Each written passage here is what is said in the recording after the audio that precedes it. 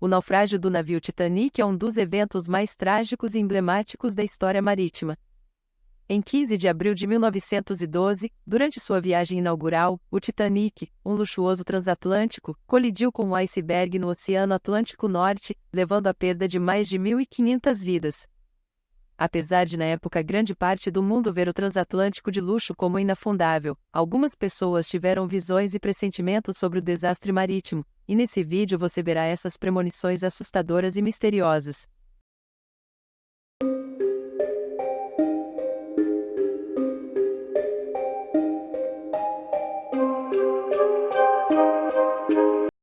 Um alerta para Edith Corsi Evans. Edith Corsi Evans, que viajou ao lado de um grupo de irmãs, era uma passageira de primeira classe no RMS Titanic e estava voltando para a cidade de Nova York após uma viagem à Europa. Quando o Titanic atingiu um iceberg, os homens a bordo do navio tentaram tranquilizar as senhoras de que o navio era inafundável. No entanto, Edith disse ao coronel Grace que uma cartomante uma vez alertou para ter cuidado com a água, e ela estava convencida de que havia verdade por trás da profecia. Apesar do aviso, várias pessoas afirmaram que Edith cedeu seu lugar em um bote salva-vidas para uma das irmãs com quem viajava, pois sua amiga tinha filhos esperando por ela em casa. Ela foi uma das 4 passageiras da primeira classe a morrer no desastre. O casal Vanderbilt. George Washington Vanderbilt II era um integrante importante da família Vanderbilt, que iria viajar no Titanic com sua esposa, Edith. O casal viajava pelo mundo com frequência, decorando sua casa com antiguidades e obras de arte. Edwin Charles Wheeler, empregado do casal, carregou seus pertences a bordo do RMS Titanic 2 dias antes, pois o casal iria viajar em uma cabine de primeira classe. No entanto, um familiar os alertou contra isso, afirmando que muitas coisas podem dar errado em uma viagem inaugural. Os Vanderbilts desistiram e remarcaram a viagem para um outro navio, o Olympic, mas Edwin optou por viajar a bordo do Titanic, com os pertences de seus empregadores, e acabou, tragicamente, perdendo a vida durante o naufrágio. A vigilância de Esther Hart. Os Harts viajaram como passageiros de segunda classe no RMS Titanic enquanto planejavam começar uma nova vida em Winnipeg, Canadá. Eva Hart tinha 7 anos quando fez sua viagem inaugural, e apesar de sua pouca idade, as lembranças de Eva sobre a tragédia nunca desapareceram. Ela acreditava que uma premonição de sua mãe, Esther, salvou sua vida, pois Esther achava que considerar um navio inafundável era desafiar a Deus. Na verdade, Esther estava tão apavorada com o que poderia acontecer que ela dormia durante o dia e vigiava a sua cabine à noite.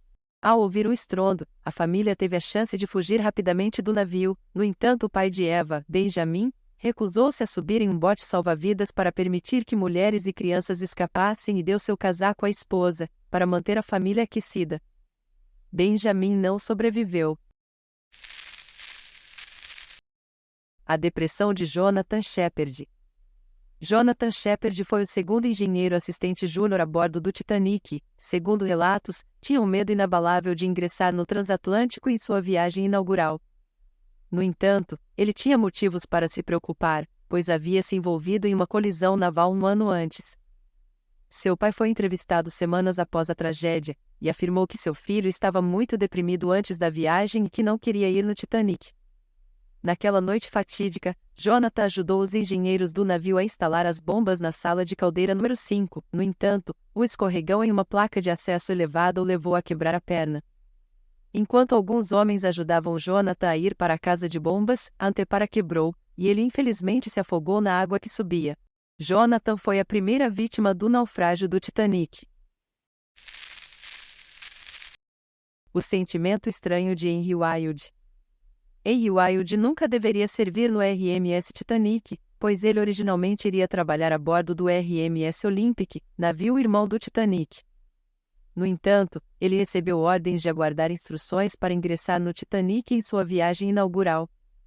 Henry tinha algumas dúvidas sobre o famoso navio, pois postou uma carta para sua irmã, que dizia: "Ainda não gosto deste navio, tenho um sentimento estranho sobre ele." Quando o transatlântico colidiu com um iceberg, no dia 14 de abril de 1912, Wilde teria trabalhado incansavelmente para carregar os botes salva-vidas. Ele também usou uma arma para evitar que os estoquistas assumissem o controle de um bote, o que permitiu que mulheres e crianças escapassem do transatlântico que estava afundando.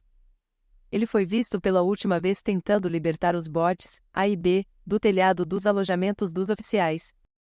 Wilde morreu durante o naufrágio e seu corpo nunca foi identificado.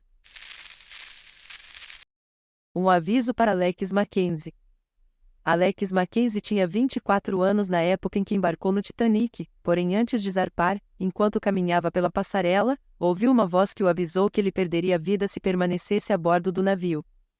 Ao olhar em volta ele não viu ninguém, ignorou o aviso e continuou andando, mas na segunda e na terceira vez, o aviso soou mais alto do que antes. Nesse ponto, ele decidiu desistir e voltar para sua cidade natal, Glasgow, na Escócia. Por ter desperdiçado uma passagem cara, a família do jovem não gostou nada de seu retorno, mas quando a notícia do desastre foi divulgada, eles logo ficaram aliviados de sua decisão. A peça de William Thomas Stead.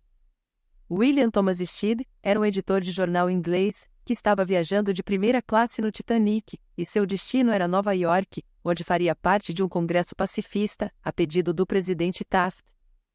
Stead aparentemente previu o fim do navio muitos anos antes, ao escrever, em 1886, uma pequena peça de ficção chamada Como o Navio Atlantic Meio Afundou, que contava a história de um transatlântico que havia afundado ao transportar 916 passageiros. Também retratou uma cena horrível de pessoas se afogando devido à falta de botes salva-vidas, o que ele acreditava que um dia poderia se tornar realidade. Stead morreu no naufrágio após o Titanic ter sido atingido pelo iceberg. Ele ajudou diversas mulheres e crianças a entrar nos botes salva-vidas, e deu seu colete salva-vidas para outro passageiro. O corpo de William Stead nunca foi recuperado. O livro de Morgan Robertson.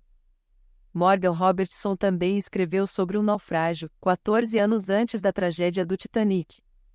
Futility, nome do seu livro, é uma ficção, porém conta uma história assustadoramente parecida com o desastre de 1912. Ele conta a história do maior transatlântico de luxo do mundo, o Titã, que afundou após colidir com um iceberg no Oceano Atlântico Norte. Morgan Robertson afirmou que não tinha poderes psíquicos, e que o romance se baseava em seu conhecimento das tendências da construção naval e na compreensão dos perigos dos navios modernos. Mas as semelhanças são mais do que surpreendentes. Afinal, tanto o navio de passageiros fictício quanto o da vida real eram considerados praticamente inafundáveis, ambos tinham o mesmo tamanho, cerca de 270 metros de comprimento, podiam atingir velocidades de 20 nós, e possuíam quase o mesmo número de botes salva-vidas. Além disso, em uma noite de abril, os dois navios afundaram, a 400 milhas náuticas da ilha canadense de Newfoundland. Se foi uma coincidência ou uma terrível premonição, nunca saberemos. Se você gostou, inscreva-se no canal e curta nossos vídeos. Obrigada, e até o próximo vídeo.